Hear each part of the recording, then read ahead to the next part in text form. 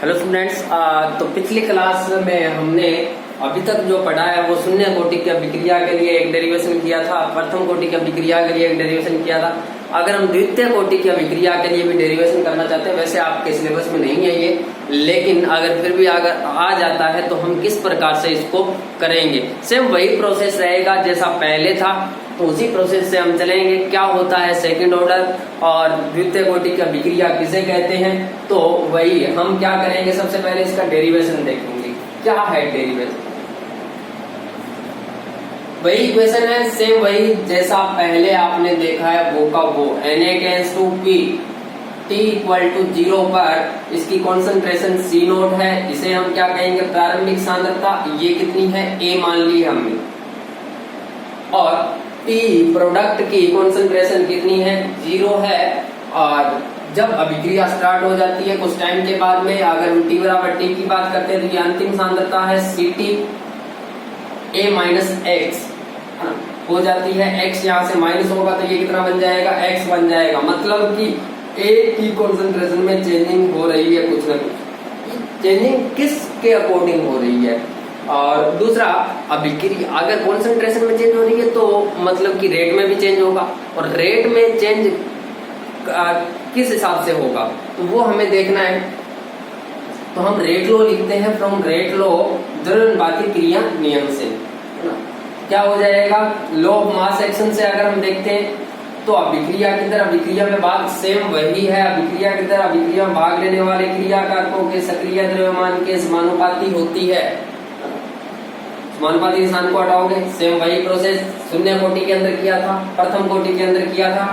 R = क्या आ जाएगा? K⁴n। n क्या है यहाँ पर? Stoichiometric coefficient. और यहीं से हम कहेंगे इसे क्या? ये ऑर्डर है, क्योंकि ऑर्डर क्या होता है? ऑर्डर यही होता है कि हमारे पास में जो भी क्रिया कारक है उसके ऊपर जो घातांक लगा दी है उनका योग हमारा क्या कहलाता है? ऑर्डर कहलाता है, कोटि कहलाता है। तो n की वैल्यू कितनी आ जाएगी? 2। अगर हम सेकंड ऑर्डर की बात करते हैं तो n की वैल्यू कितनी है? 2। R = क्या बन जाएगा? K⁴ 2। इस इक्वेशन से देखिएगा रेट में चेंज हो रहा है और डिपेंड कर रहा है ये A पर, A की कॉन्सेंट्रेशन पर डिपेंड कर रहा है। लेकिन A की कॉन्सेंट्रेशन पर डिपेंड कैसे कर रहा है? शून्य कोटि में 0 आ रही थी पावर, फर्स्ट ऑर्डर में 1 आ रही थी, सेकंड ऑर्डर में देखिएगा कितनी आ रही है? 2। तो हम कहते हैं कि अभिक्रिया की दर है वो क्रियाकार के द्वितीय घात के क्या होती है के ऊपर डिपेंड करती है। तो वे अभिक्रिया है जिसमें अभिक्रिया की दर क्रियाकारक की सांद्रता की दूसरी घात पर क्या करती है? निर्भर करती है। वो हमारी क्या कहलाती है? सेकंड ऑर्डर रिएक्शन कहलाती है। तो इस इक्वेशन से हम बता सकते हैं यहाँ पर रेट है वो A⁴ के ऊपर डिपेंड कर रही है। अगर ऐसा है तो ये हमारी द्वितीय कोटि की अभिक्रिया हो जाएगी। सेम वही प्रोसेस रहेगा जैसा हमने किया है, वैसे का वैसा ही आपको करना है। जैसे चल रहे थे हम शून्य कोटि में, जैसे चल रहे थे हम प्रथम कोटि के अंदर, वैसे ही द्वितीय कोटि में, तृतीय कोटि में भी ऐसा ही, और आगे जो भी कोटि की बात करता है उनके अंदर इसी प्रकार से चलता जाएगा। तो फॉर प्रोडक्ट की अगर हम बात करते हैं, प्रोडक्ट के लिए रेट क्या हो जाएगी? dx/dt। ये लिखा है हमने, है ना, कि प्रोडक्ट के बनने की दर और क्रियाकारक के घटने की दर। तो क्रियाकारक के घटने या उत्पाद के बनने की दर। R = क्या है? dx/dt। x क्या हमारा? ये जो बना है वो। तो हम इक्वेशन 1 और 2, 1 और 2 की हम तुलना कर देते हैं। वहां पर भी हमने तुलना की थी। दोनों 3 चीजों को आपस में मिलाते हुए चलिए कि वहां पर क्या था, वहां पर क्या था। इस प्रकार से अगर हम यहाँ देखते हैं तो यहाँ पर भी वही हो रहा है। हमने दोनों की तुलना की, R हमारा और ये R, तुलना करने पर dx/dt = K⁴ 2 आ गया। अब देखिएगा जब ये x है, जब ये x है तो ये कितना है? A-x। तो हमारा A कितना होगा? A-x होगा। जब ये x है तो ये हमने लिख दिया A-x। तो dx/dt = K⁴ 2। क्या करेंगे? x वाली टर्म्स को एक साइड में ले आइएगा, तो x वाली टर्म्स को एक साइड में लेके जाएंगे और t वाली टर्म्स को दूसरी साइड में ले जाएंगे। dx अपॉन में a माइनस एक्स का square equal to k dt। क्या बन गया है? dx upon a minus x का स्क्वायर अपॉन में dt, a माइनस एक्स का square equal to k dt। समाकलन करने पर अगर हम इसका समाकलन करते हैं तो अनिश्चित समाकलन कर रहे हैं, ध्यान रखिएगा। यहाँ पर निश्चित समाकलन नहीं है, हमने जो भी निकाले हैं अब शून्य कोटि के अलावा सभी में निश्चित अनिश्चित समाकलन भी लिया है ना। अनिश्चित समाकलन करने पर क्या होगा? dx a माइनस एक्स की square equal to k dt। अगर हम इसका समाकलन करते हैं a माइनस एक्स की पावर n का, dx a माइनस एक्स की पावर n का समाकलन करते हैं तो ये आता है 1 अपॉन n माइनस 1 और इनटू में आता है 1 अपॉन a माइनस एक्स की पावर n माइनस 1। इस प्रकार से तो ये आपको याद करना है कि इसका समाकलन क्या होता है, ये होता है। देखिएगा यहाँ पर n क्या है, जो इसकी पावर है कितनी है? 2 है। 3 होती तो 3, 4 होता तो 4 है ना। n कितना? 2, तो 1 अपॉन में n माइनस में कितना कर दिया? 1। 2 माइनस में कितना कर दिया? 1। इनटू में क्या किया है? 1 upon a minus x, a minus x n minus 1, 2 minus 1 equal to k dt का क्या हो जाएगा? kt प्लस में c। ये बन जाएगा हमारा kt प्लस में c। तो ये बन जाएगा क्या? 1 अपॉन में 2 माइनस 1 होता है, 1 अपॉन a माइनस एक्स की पावर में कितना रह जाएगा? 1 इक्वल टू kt प्लस में c। ये इक्वेशन नंबर हमारी क्या होगी? 3rd होगी। वहां पर भी हमारी ऐसी इक्वेशन आई थी। अगर हम अभी तक सभी में यही करते हुए चले हैं कि अगर t बराबर 0 या x बराबर 0 है, वो किस पे होता है? t बराबर 0 पे या t बराबर 0 पे क्या होता है? x बराबर 0। t इक्वल टू 0 पर x हमारा कितना? 0। और अगर t इक्वल टू 0 पर x 0 है तो उस कंडीशन में क्या हो जाएगा? t की वैल्यू 0 पुट की, x की वैल्यू 0 पुट कर दो, 1 अपॉन m की power 1 equal to k into 0 plus में c। c की वैल्यू आ गई हमारे पास में कितनी? 1 अपॉन में a। तो हमारे पास c की वैल्यू आ चुकी है यहाँ पर 1 अपॉन में a। जो इसका कांस्टेंट है वो वैल्यू आ चुकी है कितनी? 1 अपॉन में a। अब वहीं ऐसे c की वैल्यू पुट कर देते हैं हम किसमें? 3 के अंदर। c का मान 3 में रखने पर जैसे ही वैल्यू पुट करोगे तो 1 अपॉन a माइनस एक्स की पावर में कितना? 1 इक्वल टू kt प्लस में 1 अपॉन में a। ये बन गया हमारा एक इक्वेशन।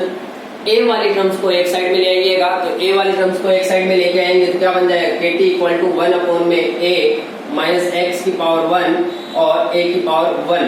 ये इंपॉर्टेंट रिलेशन है। आपसे पूछा जा सकता है ऐसा कि सिद्ध कीजिएगा kt equal to 1 upon a minus x की पावर 1 माइनस में 1 अपॉन a माइनस 1 होता है द्वितीय कोटि के लिए, सेकेंड ऑर्डर के लिए ऐसा होता है। तो ये आपको सिद्ध करना है। ऐसे ही आपसे एग्जाम में ये भी पूछा जा सकता है कि सिद्ध कीजिए kt equal to 2.303 log 10 a upon a minus x. या आपसे पूछा जा सकता है सिद्ध कीजिए t half equal to 0.693 upon में k। इस प्रकार से सिद्ध भी करवाया जा सकता है प्रूव करने के लिए। तो यहाँ पर देखिएगा a माइनस एक्स क्या है? अंतिम सांद्रता। a क्या है? प्रारंभिक सांद्रता। प्रारंभिक सांद्रता को हम c नोट से लिखते हैं, अंतिम सांद्रता को हम ct से लिखते हैं। kt इक्वल टू 1 अपॉन में ct माइनस में 1 अपॉन में c नोट। तो इस प्रकार से ये बन जाएगा हमारे पास में एक इक्वेशन। और तो ये आपको जो डेरिवेशन है वो करने आने चाहिए, है ना। एक बार दोबारा देख लेते हैं हम क्या है। सेकंड ऑर्डर रिएक्शन दे रखी है, तो सेकंड ऑर्डर रिएक्शन शून्य कोटि की अभिक्रिया कौन सी होती है? शून्य कोटि की अभिक्रिया वो होगी जिसमें अभिक्रिया की दर है वो क्रिया कारक की सांद्रता के ऊपर डिपेंड नहीं करती है ना। ये सबसे अलग है। प्रथम कोटि की अगर हम बात करते हैं तो क्रिया कारक की सांद्रता के प्रथम घातांक पर निर्भर करती है, ये दूसरी घात के ऊपर निर्भर करती है। तीसरी अगर 3 कोटि दे रखी है तो वो तीसरी घात पर निर्भर करती है।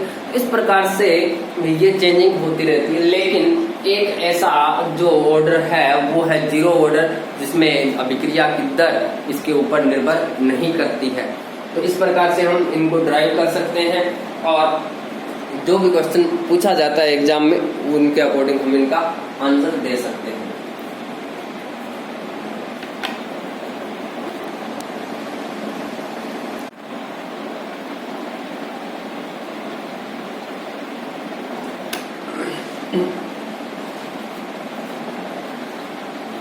हेलो स्टूडेंट्स, तो हम आज जो हमारा केमिकल काइनेटिक्स टॉपिक है उसके लास्ट पार्ट की बात कर रहे हैं और उसके बाद में हम इसके न्यूमेरिकल वगैरह देखेंगे और थोड़ा बहुत जो न्यूमेरिकल में काम आने वाली थ्योरी है थोड़ी सी मतलब कि कुछ एक पॉइंट है वो देखेंगे। तो ये हमारा लास्ट पार्ट है, लास्ट टॉपिक है जो हमारा केमिकल काइनेटिक्स है उसका। छद्म कोटि की अभिक्रिया या सूडो रिएक्शन या छद्म एकाणुक अभिक्रिया या आभासी कोटि की अभिक्रिया। छद्म का अर्थ है आभासी कोटि की, सूडो रिएक्शन तो सूडो ऑर्डर रिएक्शन। छद्म कोटि की अभिक्रिया क्या होती है? अगर हम छद्म कोटि की अभिक्रिया की बात करते हैं तो आभासी कोटि की अभिक्रिया, इससे आभास होता है कि ये इस कोटि की है, बट ऐसा होता नहीं है। आभास होता है कि ऐसा होता है कि इस कोटि की है, लेकिन यह आभास होता नहीं है, मतलब ऐसा होता नहीं है। तो क्या है कि ऐसी अभिक्रियाएं हैं जो हमें दे रखी है और वो उच्च कोटि की होते हुए भी, जैसे ऑर्डर 4 है, 5 है, 6 है, 7, तो कोटि उनकी 5, 6, 7 है। ऐसे उच्च कोटि के होते हुए भी वो निम्न कोटि की तरह व्यवहार करती है या प्रथम कोटि की तरह व्यवहार करती है या निम्न कोटि की तरह व्यवहार करती है। मतलब 6 ऑर्डर की होते हुए वो प्रथम कोटि की तरह व्यवहार कर रही है, 7th ऑर्डर की होते हुए वो प्रथम कोटि की तरह व्यवहार करती है। उच्च कोटि के होते हुए भी निम्न कोटि की तरह व्यवहार करती है, वो हमारी क्या कहलाती है? सूडो रिएक्शन कहलाती है और छद्म कोटि की अभिक्रिया कहलाती है।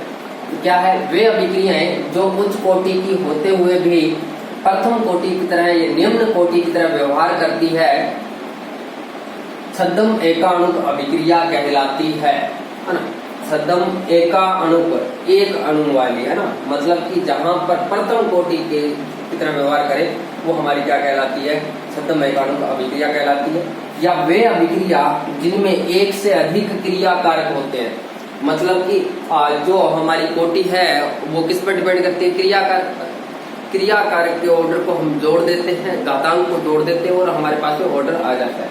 तो वे अभिक्रियाएं जिनमें एक से अधिक क्रिया कारक होते हैं तथा एक क्रिया कारक को आधिक्य में लिया जाता है तो प्रथम कोटि की तरह व्यवहार करती है।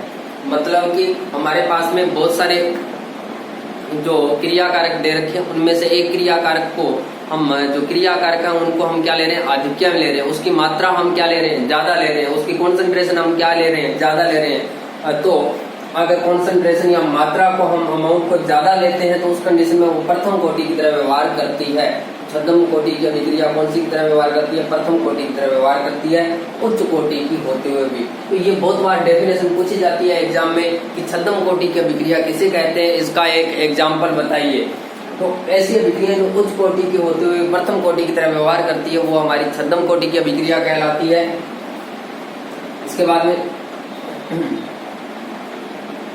अभिक्रिया में आधिक्य में लिया गया क्रिया कारक कोटि निर्धारण में भाग नहीं लेता है क्योंकि इसकी सांद्रता में नगण्य परिवर्तन होता है ना।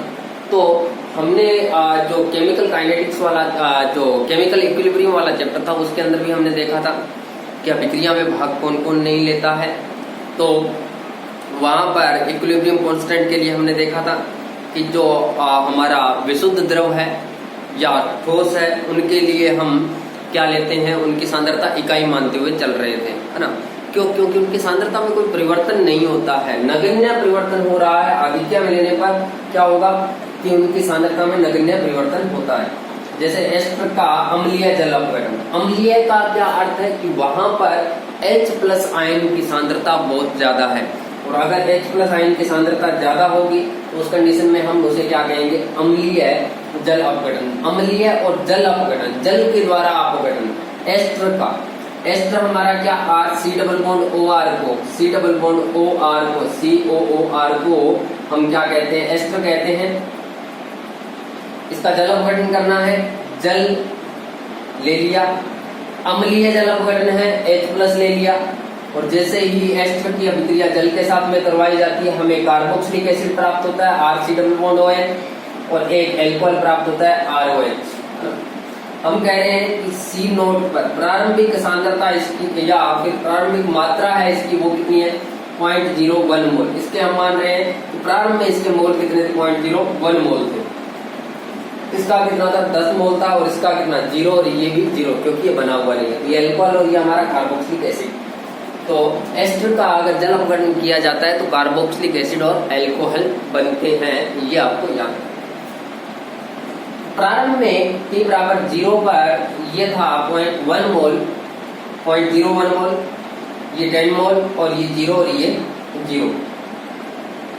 अब हम कह रहे हैं कुछ टाइम के बाद में, जैसे पहले a था और अब क्या हो गया a माइनस x हो गया।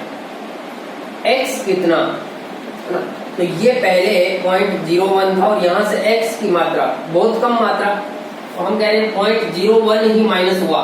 0.01 माइनस में 0.01 कितना हो गया 0 मोल। इसमें से भी 0.01 माइनस होगा, 10 माइनस में 0.01 कितना 9.99 मोल। ये कितना 0.01 मोल बन जाएगा और 0.01 मोल बन जाएगा। तो यहाँ पर हम कह रहे हैं कि हमारे पास में देखिएगा इसकी सांद्रता में तो कमी हो गई है, मतलब कि इसकी तो मात्रा में कमी हो गई है, तो 0 हो गया है। जो भी था जितना भी था, लेकिन हुआ क्या 0। लेकिन इसमें कोई इतना ज्यादा परिवर्तन नहीं हुआ। ये 10 था, कितना हो गया 9.999 हो गया, है ना। इसमें कोई ज्यादा परिवर्तन नहीं हुआ है, मतलब इसमें नगण्य परिवर्तन हुआ है। परिवर्तन किसमें हुआ इसमें। और हम कोटि निर्धारण में उसी को लेते हैं जिसकी सांद्रता में क्या होता है परिवर्तन होता है। कोटि की डेफिनेशन लिखवाई थी, वहां पर लिखा हुआ है हमने 0.01 और 0.01 मोल। हमें क्रिया कार्य लेंगे। H प्लस आयन अम्लीय माध्यम है तो H प्लस आयन की सांद्रता भी बहुत ज्यादा हो, तो ये भी मात्रा ज्यादा है, इसकी सांद्रता ज्यादा है, तो ये भी नगण्य लिया जाएगा। ये आपको डेटा याद नहीं करना है, बस आपको इतना याद रखना है ये इक्वेशन, ये तो वैसे ही बताया गया है आपको। तो रेट लॉ से अगर हम कहें तो एस्टर के अम्लीय जल अपघटन में जल और H प्लस आयन है, इनकी सांद्रता ज्यादा होने के कारण इन्हें नेग्लेक्ट कर दिया जाता है, ये नगण्य हो जाएगा, ये भी नगण्य हो जाएगा। हमारे पास में देखिएगा अगर हम इसका दर नियम लिखते हैं तो दर नियम क्या आएगा देखिए, R समानुपाती अभिक्रिया भाग लेने वाले क्रियाकार H प्लस आयन H2 और RC≡R, RC≡R की पावर में 1, H2O की पावर में 1, H प्लस की पावर में 1, R समानुपाती। अभिक्रिया भाग लेने वाले क्रियाकारकों के सक्रिय द्रव्यमान के गुणनफल के समानुपाती होती है दर। समानुपाती निशान को हटाएंगे, हमारे पास में क्या बन जाएगा R = K और RC≡R की पावर 1, H2O की पावर 1, H प्लस की पावर 1। लेकिन ये विशुद्ध द्रव है, इसकी सांद्रता ज्यादा है, नगण्य परिवर्तन होगा, तो ये तो कितना हो गया 1 हो गया, इसे 1 मान लेंगे। H प्लस आयन ये भी इसकी मात्रा भी ज्यादा है, ये भी कितना हो गया 1 हो गया। बचा क्या हमारा इतना पार्ट और इतना पार्ट बच गया। समानुपाती निशान को हटा दीजिएगा, R = K RC≡R की पावर में 1। तो अब हमें इसके लिए कोटि का निर्धारण करना, ऑर्डर करना है। ऑर्डर की अगर हम बात करते हैं तो दर जो कोटि है वो अभिक्रिया में भाग लेने वाले क्रियाकारकों के जो घातांक, उसके ऊपर जो घातांक है वही होता है। कितनी घातांक है 1 क्रियाकारक में परिवर्तन, सांद्रता में परिवर्तन किसके हो रहा है इसी के हो रहा है 1 के, तो इसकी घातांक कितनी हो जाएगी 1 और 1 है तो ऑर्डर कितना हो जाएगा 1। देखिएगा उच्च कोटि के होते हुए निम्न कोटि की तरफ व्यवहार, पहले होनी कितनी चाहिए थी कोटि 1, 1 2 और 1 3, मतलब कि सांद्रताओं का घातांक है वो जुड़ जाएगा। तो तीसरी कोटि की होनी चाहिए थी, है कौन सी कोटि की पहली उच्च कोटि की होते हुए निम्न कोटि की तरह व्यवहार करती है, वो हमारी क्या कहलाती है यहाँ पर छद्म कोटि की अभिक्रिया कहलाती है, छद्म एकाणुक अभिक्रिया कहलाती है। तो छद्म एकाणुक अभिक्रिया कौन सी हो जाएगी, जो उच्च कोटि की होते हुए भी निम्न कोटि की तरह व्यवहार करे तो छद्म एकाणुक अभिक्रिया होगी। अभिक्रिया वेग को प्रभावित करने वाले कारक कौन से हैं? अभिक्रिया वेग हमारा R है और अभिक्रिया की दर है, उसको प्रभावित करने वाले कारक कौन कौन से हैं? बहुत सारे कारक हो सकते हैं, सांद्रता हो सकती है, सक्रिय द्रव्यमान है तो सक्रिय द्रव्यमान की सांद्रता ही होती है। तो अभिकारकों का सक्रिय द्रव्यमान मतलब क्रियाकारकों की सांद्रता पर डिपेंड करता है, सांद्रता में परिवर्तन हो रहा है और टेम्परेचर पर। तो क्रिया कारकों की सांद्रता पर परिवर्तन किस प्रकार से होगा कि जैसे ही हम सांद्रता बढ़ाएंगे, पहले सांद्रता में कमी थी तो मॉलिक्यूल कम होंगे, दूर दूर रहेंगे, लेकिन जैसे सांद्रता बढ़ा देंगे मॉलिक्यूल पास में आएंगे, यहाँ पर क्या होगा, टक्करों की संख्या बढ़ेगी, क्योंकि ये पास में है और टक्करों की संख्या बढ़ेगी तो हम कहेंगे संघट्य आवर्ती बढ़ेगी, संघट्य आवर्ती बढ़ेगी तो प्रभावी टक्करों की संख्या बढ़ेगी, मतलब प्रभावित टक्कर जो क्रिया कारक को उत्पाद में चेंज करके सक्रिय ऊर्जा की प्राप्ति हो जाए वहां से टक्कर से।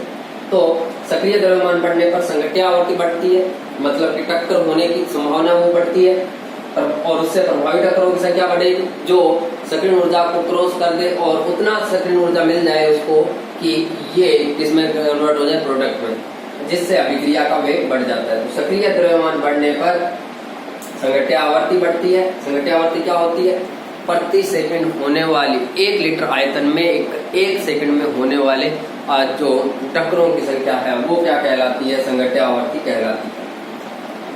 संघट्य आवर्ती बढ़ने पर प्रभावी टक्करों की संख्या बढ़ेगी और प्रभावी टक्करों की संख्या बढ़ने पर क्या होगा, अभिक्रिया का वेग वो बढ़ जाएगा। ऐसे ही टेम्परेचर है, ताप बढ़ाएंगे तो क्या होगा, ताप बढ़ाएंगे तो मॉलिक्यूल क्या करेंगे, गति करेंगे, और जितनी ज्यादा तेजी से गति करेंगे वैसे वैसे क्या होगा, उनके बीच में प्रभावी टक्करों की संख्या बढ़ेगी, और प्रभावी टक्करों की संख्या बढ़ेगी तो अभिक्रिया का वेग भी क्या हो जाएगा, बढ़ जाएगा। मॉलिक्यूल आपस में टक्कर करने लग जाएंगे, टक्कर करने लग जाएंगे तो उनमें सक्रिय ऊर्जा की प्राप्ति हो जाएगी और वो कन्वर्ट हो जाएंगे किसके अंदर, प्रोडक्ट के अंदर। तो टेम्परेचर बढ़ाने पर भी, और टेम्परेचर बढ़ाने पर वैसे भी देखा था तो दर्नियतांक को भी परिवर्तित कर देता है। दर्नियतांक 2 से 3 गुना बढ़ जाता है, अभिक्रिया की दर 2 से 3 गुना बढ़ जाती है ना।